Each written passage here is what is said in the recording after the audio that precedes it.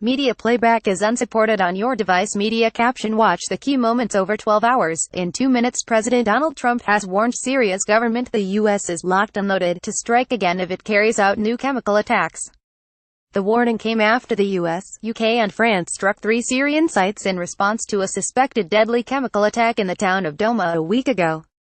Syria denies any chemical use and says that attack was fabricated by rebels. The UN Security Council vote brought by Syria's ally, Russia, and condemning the US-led strikes was rejected.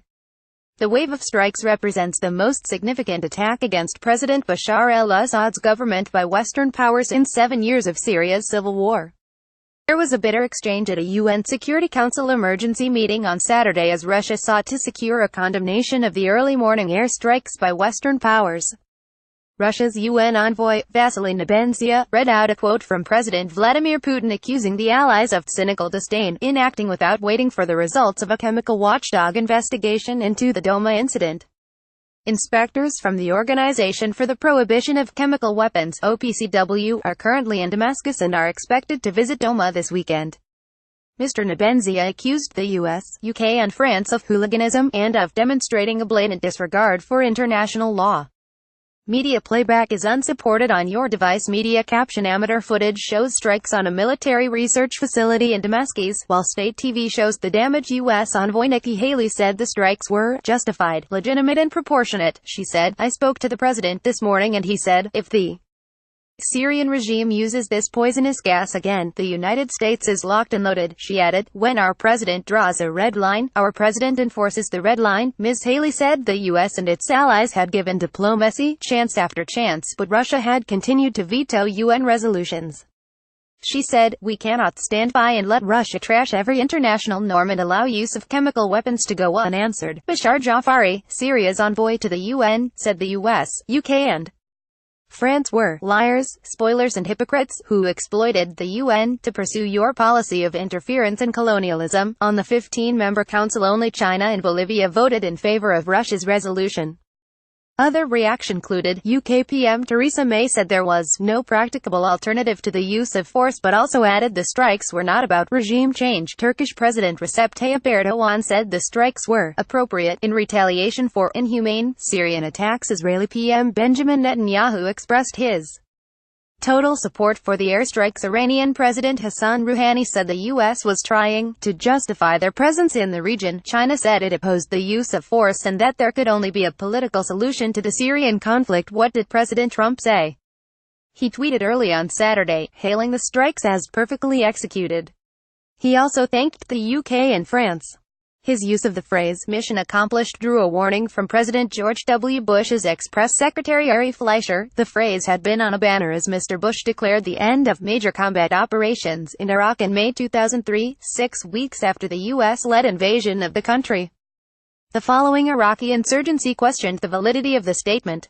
Mr. Trump had announced the strikes on TV on Friday night, saying the 3 allies had marshaled their righteous power against barbarism and brutality. He spoke to Mrs. May and French President Emmanuel Macron by telephone on Saturday, agreeing the operation had been a success.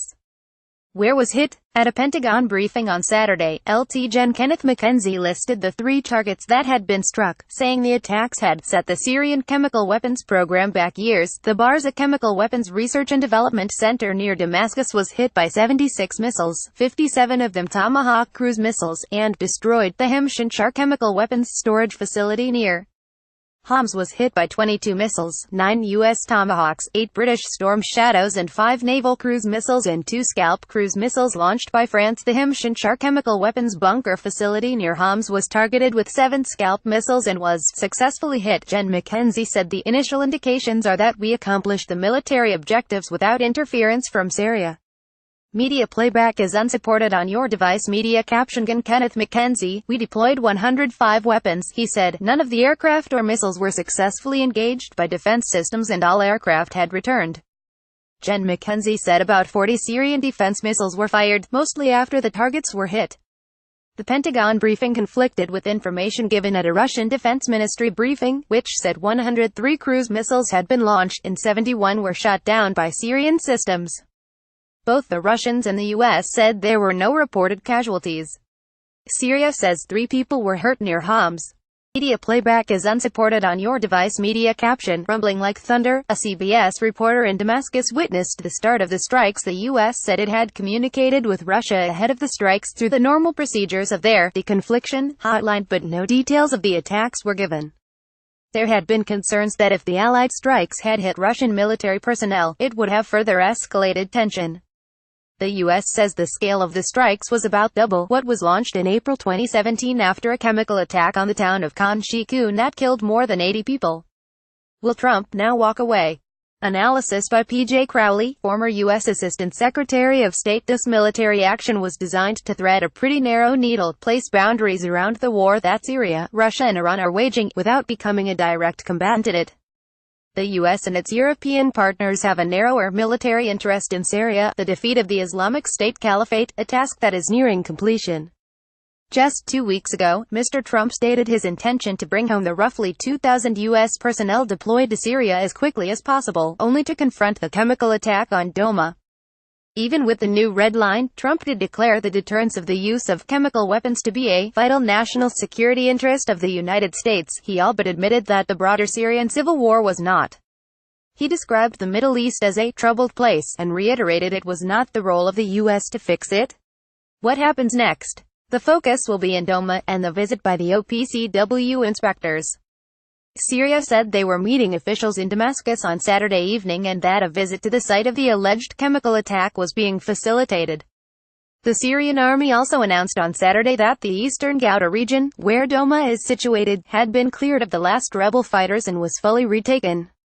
There were also unconfirmed reports of a large blast south of Aleppo on Saturday evening and other attacks on Syrian forces near Deir al-Zor, suggesting areas of the Syrian conflict are far from over.